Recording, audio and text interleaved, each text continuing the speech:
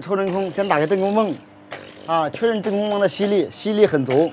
有这个安全阀的接好安全阀，没有安全阀的直接接好这压力表软管。这就接好了。然后压力表软管的话接在安全阀上，安全阀打开，压力表的另外一端蓝色的管接在真空泵上，真空泵这一端也接好了。阀一开的话，可以听到这里咕咕噜噜的。 像我们老家那个猪吃屎一样，咕噜咕噜咕噜咕噜咕噜，像这样的。抽干净以后呢，基本上就没有什么声音了，大概抽到15分钟左右。抽真空的时候，如果确认机子里面有血肿，这两个阀肯定是锁的。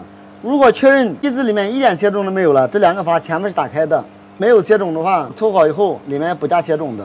抽空时间到，关表，关真空泵，拆真空泵这边的软管，开大小管阀门。 主家的工具，我从来没有用过这么古老的工具，不过有的用也不错了啊。空调已经打开了制冷剂的压力只有1.5公斤现在的话血肿的话已经通到这个位，这个位的话有空气我们现在下面的阀已经打开了，我们排下空气空气排完以后现在可以补加了这个的话少加慢加细加。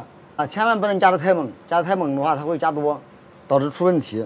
为了让老铁们看得更清楚，我把我的表的话表壳拆掉这样的话看得清清楚楚。3.5公斤，还继续加再加到起码加到4公斤，有4公斤了，刚刚好4公斤压力，老铁们一起见证一下。那么以上接管、抽真空、开阀、加血肿操作我们给它试一下漏看漏不漏没有看到漏还是非常 OK 的很多师傅的话技术很好，就没有失漏这个操作自己相信自己。